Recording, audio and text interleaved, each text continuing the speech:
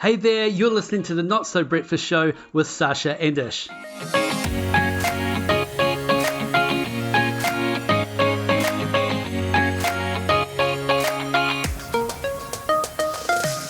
Alright, welcome to the Not So Breakfast Show today, and this is the one about leveling up for leadership. As you progress through your career, it is handy to know at what level your leadership qualities need to show themselves, what you should be working on, and really what leadership is all about, because you can't all be the leader. You've got to have a few minions out there, don't you, Sash?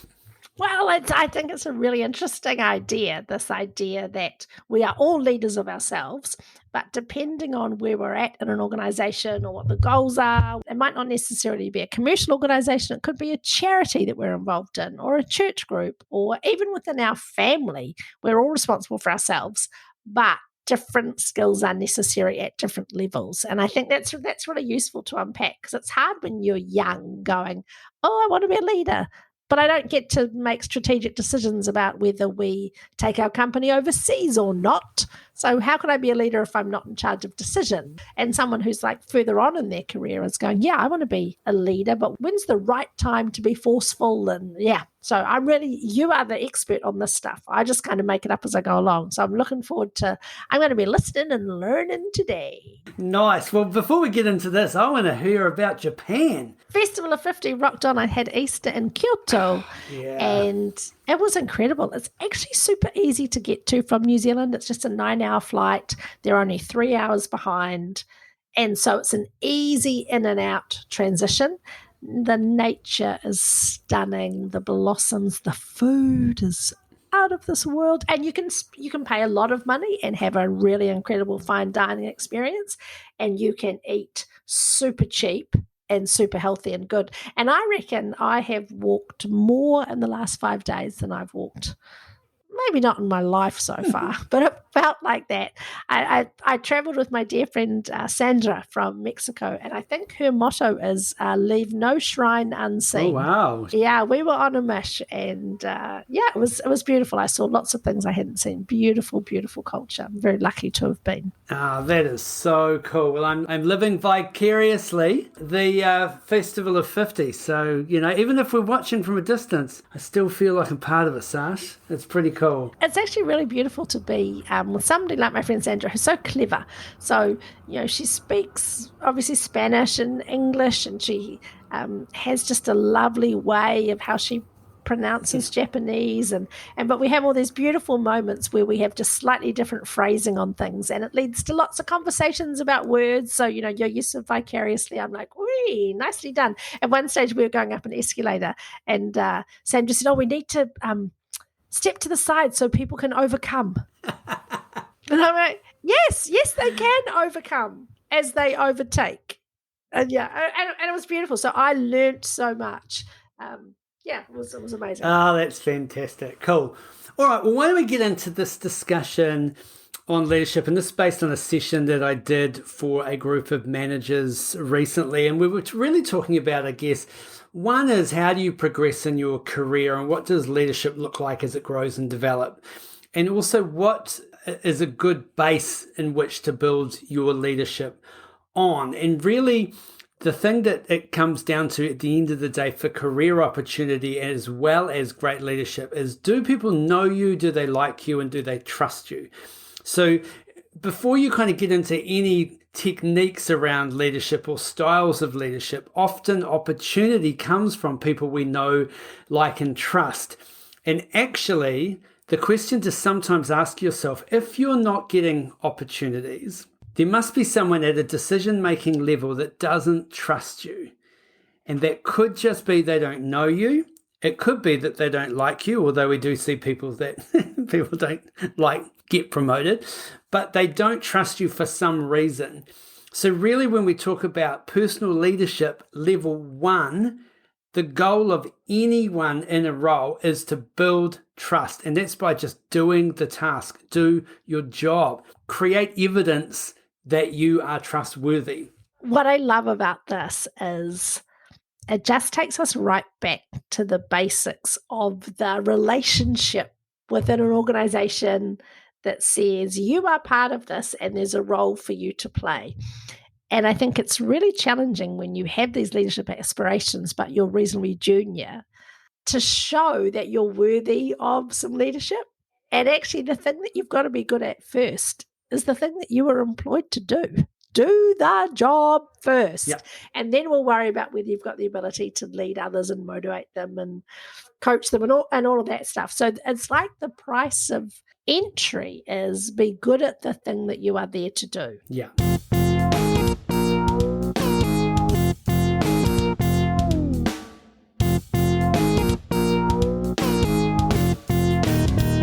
Cool. So as we start to unpack this, I want you to kind of think of it as a bit of a model.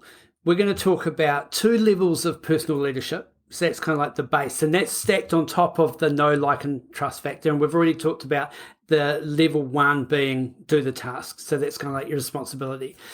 Then we're going to talk about peer leadership. So what are the skill sets that need to sort of come into play if you're managing other people and leading other people. And then we're going to talk about business leadership.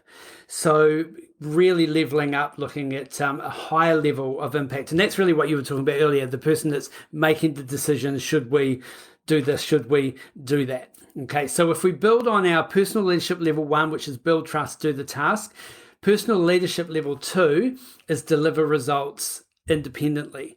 So learn the skill set of getting the job done on your own. Can you work unsupervised? Can you make decisions on your own? Can you be trusted to actually just go out there and get the job done? It's like trust 2.0, really. So it's like, yes, I trust you're going to get it done, but I don't have to even be there. I trust that you're just going to go out, make good decisions, and get the result them after. And I think initiative really comes into play here too. So you see a problem and you go, this is not necessarily in my strict job description, but I see a problem and I can independently take initiative, or I can raise the problem with someone further up the food chain with some suggestions attached. I don't just look at the pile of rubbish and go, yeah, not my problem, I'm not the cleaner. Someone else is going to take care of that. So you're working independently, but you're also starting to think wider than just what is your job and the silos of your job. Yeah, that's good. Okay, so if those are our 2 personal leadership levels, level 1, build trust, level 2, deliver the results, it switches at this point. So it becomes less self-focused and now becomes focused on other people. So really we're going to talk about peer leadership as the next level, and that's about delivering results interdependently. So your ability to collaborate. So you need to recognize that you are an individual that is part of a team. Your team is probably part of a network of teams. So it's all great that you're shining your light and flying the flag and doing everything as an individual, but this is the step up. Can you play a team sport and really help the team win? One of the concepts that I like about this interdependence concept is, imagine that the rest of the team is in a room and they're working through a problem or trying to come up with a solution, and you walk in. You want everyone in the team to be going, oh, that's great, Asha's here. Ah, wicked. Or, oh, yay, Sasha's here. Or, yay, Rebecca's here. Woohoo, that's great. Not, you walk in the room and people just go back to what they were doing, like as if there's no difference that you are now here. And it might also be, it doesn't mean that you've got to be amazing at all of the things. But if you think back to that level 1, if you are good at doing the task, there'll be also other skills that you're building along the way that help you be part of a team once you start working interdependently. So if a team really needs someone to take the notes, drive the action in terms of you're doing this, you're doing this, you're doing this, be really disciplined and detailed, no one is delighted when I walk into the room if that's the gap. Yeah. But if people are like, oh my God, we need someone who's going to tell everybody else what's going on, that's going to talk to the customers, I walk into the team and people go, oh, great, Sasha, fuel. We don't have to worry about that anymore. So I think it's really useful for our self-knowledge to go, what is the thing that we bring into the room that people go, oh, that's great.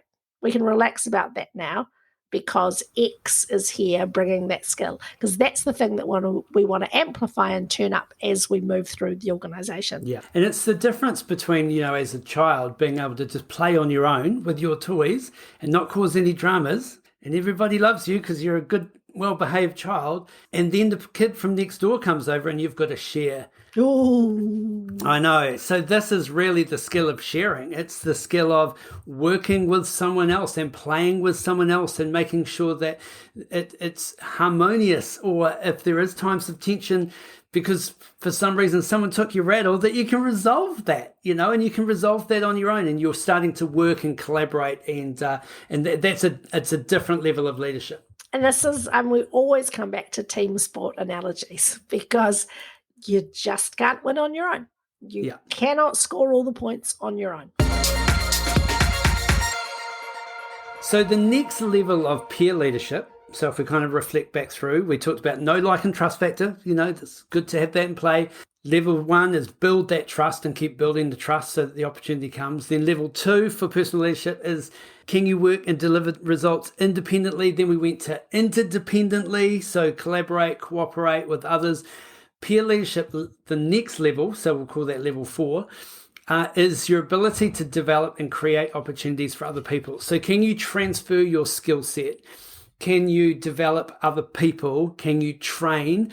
Can you create opportunities for those around you to step into areas that you may be weaker in, or step into your areas of strength and help them get to the level that you are? That's a different style than just being able to play nicely with another department. It's really interesting to me, the whole lean in concept. Sheryl Sandberg from Facebook wrote this book, Lean In, because it's about how women work with others in leadership and teams and all that kind of thing. And this idea of creating opportunity for others ties in really beautifully to my favorite motto at the moment, which just when I'm talking to groups of men, I just say, could you guys just lean out? Could you guys just lean out? And I think one of the ways of thinking about creating opportunity is to say, what space can I create for new and younger people to come in? I've just been asked to MC something, and it's for students, and I could MC it.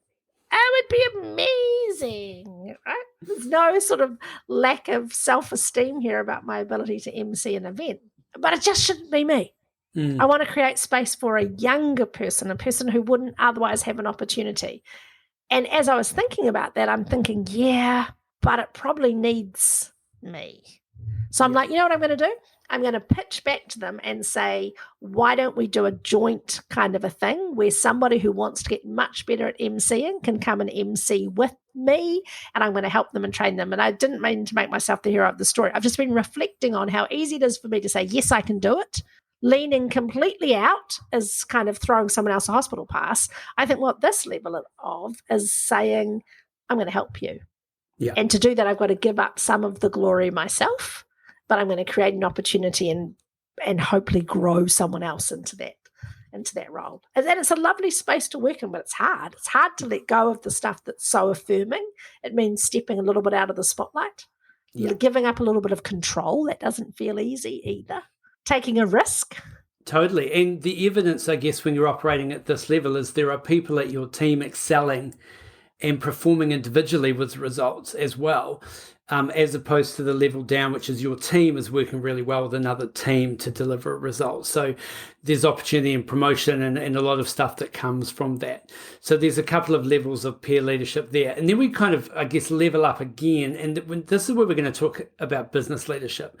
So personal leadership is almost like role modeling, really, and working on ourselves. Peer leadership. Don't be a dick. Be a good person. Don't be a dick. Do the basics. Yeah. Peer leadership is playing nicely with other people and developing and coaching other people. And then this business leadership, which we'll call level 5, which is really around influencing. So it's about learning to pitch and prioritize. Okay. Tell me more about that. So your ability to actually have a conversation with someone higher up in a business and change their perspective or influence their perspective, or pitch an idea, or take a whole list of tasks and be able to prioritize them into their order of importance. So it's about basically having a little bit of being able to come out and view things slightly differently, and then being able to take that plan and then getting your team to execute on that plan. We'll be right back. If there was one skill that could double your income, advance your career, and increase your ability to influence, it is the skill of presenting. Whether it's on stage, in the boardroom, or at a job interview, the 30-minute presenter program will help take you to the next level. So check out our Instagram page, click the link in the bio, and get started on the 30-minute presenter program.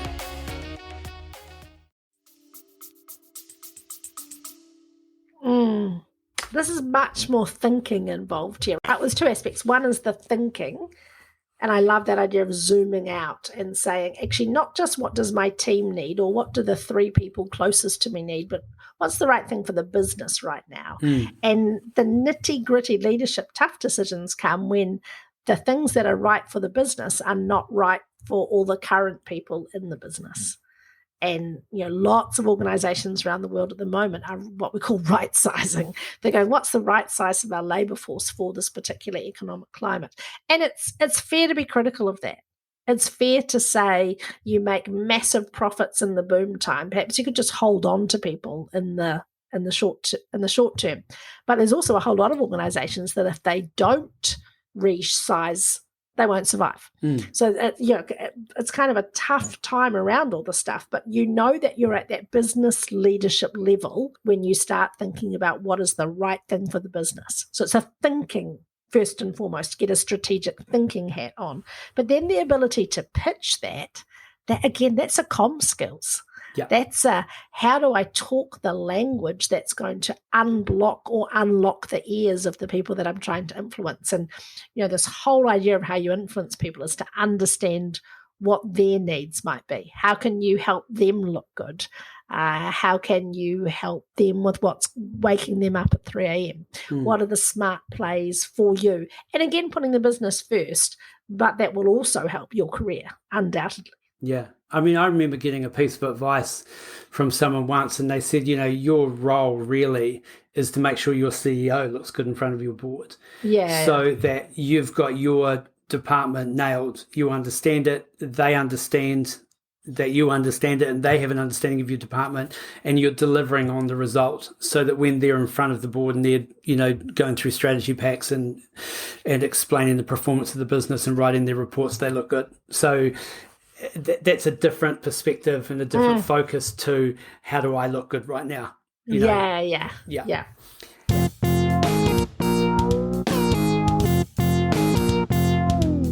So if that's sort of level 5 business leadership, level 6 business leadership is about vision, direction, and strategy. This is about the responsibility to develop a strategy and make sure that there's direction for the business. So if you were on the boat, you were literally steering the boat. The level down is saying, hey, I think we should go over here because these 3 islands look really nice and sunny and we could get some coconuts. And the captain goes, that's a good idea. I think it's really interesting when you make this transition, because it's so easy when you're like a subordinate to go, why don't we do this? Why aren't we doing X? It's so obvious to me that we've been making blouses and now we should make skirts. So it's really easy to have all these ideas. And I love as a mental exercise to go, imagine you are in charge. What would you do? So every organization I've ever worked in from a very young age, I've gone, if I was in charge, what would I do? Rubber meeting the road, what would you do? And then you start to think about, and what if it was your money? So how committed are you to the skirt strategy now, right? Because it's so super easy to be critical and to have goals and have ideas. When you and I have worked a lot in fitness, and you go, we're going to try and target teenagers? Are we targeting yummy mummies? Are we targeting the post-60s who need to rehab their hips and knees? These are all different strategies, and companies have to choose. Who are we going after? What's our vision? What's our direction? Who are we going after? And so as staff, we can go, well, I think we should target pregnant women. And what this level of business leadership says is, well, let's find out how many women are expected to be pregnant in our area in the next 12 months. 2, if last year's stats hold up. Direction and strategy is not just about ideas. I'm a strategic thinker. There's really specialist skills and learning that goes on before you're actually in a position to think really seriously about business strategy. Which market are you going to play in? How are you going to win? What resources do you commit to it? It's a whole nother level of thinking. And it's really okay in a business to go, I'm really good at leading others, and I'm good at that influencing and pitching and prioritizing. I don't want to do the work to find out what it's going to take to be a strategy guy. Not everybody can be a strategy guy, but I think we kind of put strategy on a pedestal and go, I just want to work on strategy. When in actual fact, there's lots of fulfillment to be had from doing the influencing, trying to pitch ideas, and then if your idea makes it one day, great. And when you live in that world, the responsibility and impact is so high. So it's all very well, like you may be part of a strategic team, but you might actually just be at a level 3. You've been brought in on decisions, but the responsibility is much higher up than you. So you're not going to be dragged in front of the board having to explain why you wasted $6 million because of, you went off on this project, because that was your strategy. And that's really the perspective. It's the impact. It's, yes, you had a good idea that one day and someone took it on board, but that's different to consistently having good ideas and then navigating and tweaking and adjusting those ideas and then developing an implementation strategy so that trickles down through the business. They're completely different levels of the skill set. I think our kind of obsession with strategy, perhaps even as being like creative, it's flawed. So if you take some of the biggest strategic plays in our lifetime, things like Amazon, say Jeff Bezos, so he's a finance guy. He's not a book lover. He's not like this guy who loves books and said, what I need to do. He basically said, I want a business that's going to be an online seller. What do people buy a lot of and replace? What can I ship? Like I've got to be able to post it and send it. I want it to have a shelf life that means it's not going to expire. So it's not milk that's going to go off. And he kind of like had this whole list of things that led him to the obvious conclusion that Amazon was going to start by selling books. Yeah. And then DVDs and away you go. It's not that he was like just kind of had this idea. I've had this idea. He really deliberately looked for a whole lot of things that ticked his criteria. My point here is, don't just think the strategy guys and gals are like geniuses who have these ideas. They're actually really disciplined, thorough thinkers. Quite a unique skill set. Okay, so there's one more level that we're going to talk about.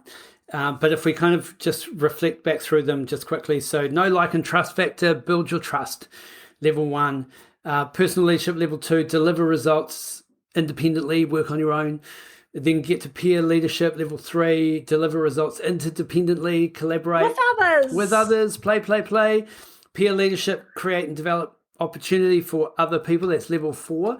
And maybe you could even draw a line here and said, if leadership became illegal, would there be enough evidence to convict you? So hopefully if you've got all that stuff going on, they would throw your ass in jail. Then we go. Oh, hang on. I love that. You're going to say that again. So, if leadership was illegal, is there enough evidence to convict you? They went around arresting all the leaders. Yeah, totally. And then we get to like a level 5, business leadership, influence, pitch, prioritize, business leadership, next level. So we're up around 6, vision, direction, strategy. You're steering the ship. And then business leadership, top level, level 7 is governance and compliance. And really this is where a board would sit. So if we're using our ship analogy, the captain, she's driving the ship, and then the board is in the helicopter above the ship saying, don't worry about the coconuts, don't worry about that thing over there. There's an iceberg right in front of you, and you need to turn your damn boat. So yeah, they're kind of giving you that compliance and governance and direction at a high level. Boards are often looking at trends, looking at opportunities, looking at risks wider than just your business and go, how does that risk right now affect us? And if I give you an example, Chat GPT, which everyone's excited about, a lot of boards are also going, yes, opportunity, but what are the risks? Are we looking at those? Are we looking at security and data breaches?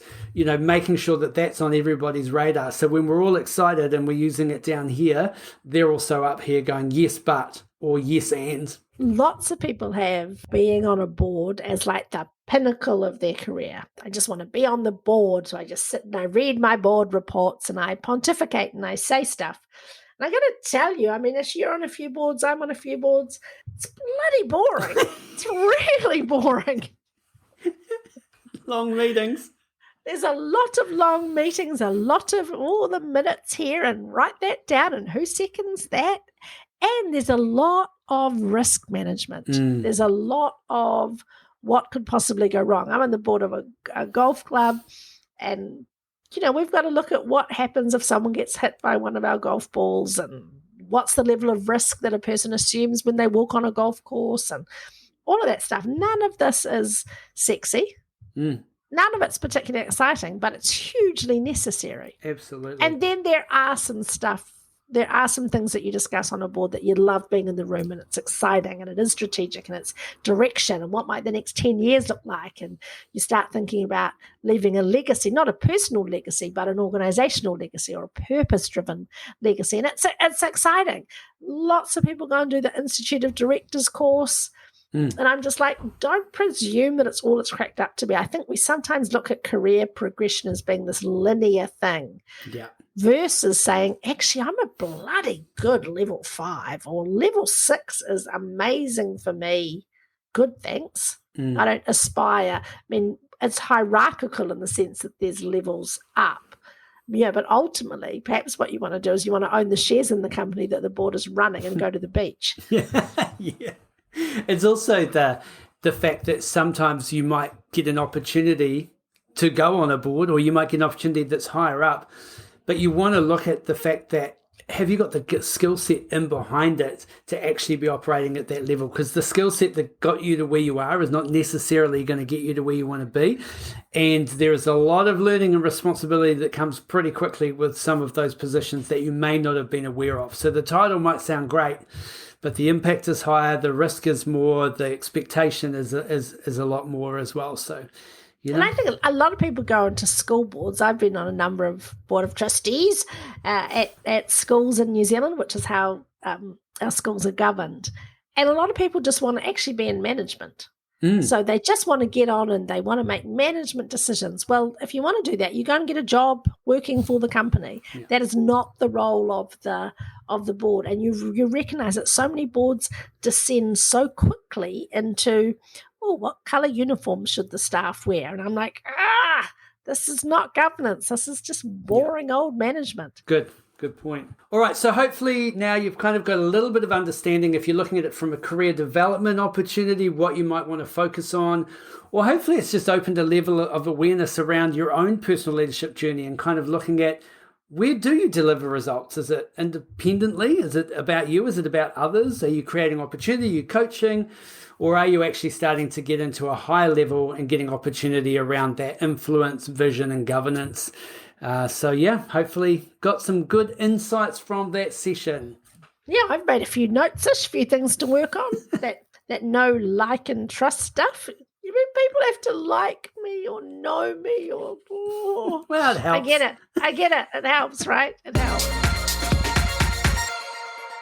Hey, so I went on a mandate last night with my best mate, went and saw John Wick 4. Oh, and?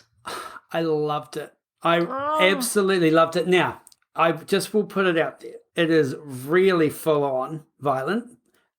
But you usually can't do violence. Yeah, well... So how'd you get there? It's so over the top and fake violent. You know what I mean? Like, it's not like horror, torture, all of that kind of violence. It's just guns and fighting and all that kind of stuff. So I don't mind that so much. But you must like John Wick movies in order to like a John Wick movie. Okay. Yeah. So, yeah. But they did a fight scene that literally, I think, was a category changer. So it was a fight scene on the Arc de Triomphe with all the cars going around in Paris. How they choreographed this thing, I have no idea. So there was fighting, there was people being thrown in front of cars, there was just all of this stuff. How do you even choreograph that? Like, it was chaos. And yeah, it was just so good. Like, I have to go hats off to Keanu Reeves. One, for he is still an athlete. And yes, I know he uses a stuntman, but he is still an athlete. And two, that they are still coming up with original content like that. It was just awesome.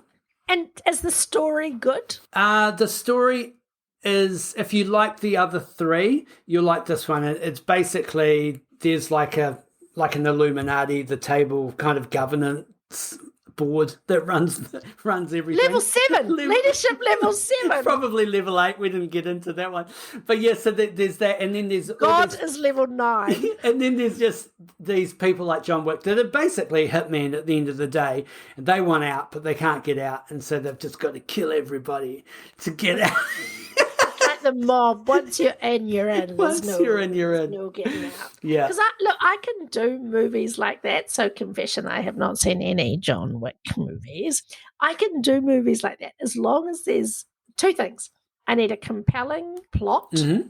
So there's got to be some intrigue or something happening, and it's got to have a tight script. Yeah.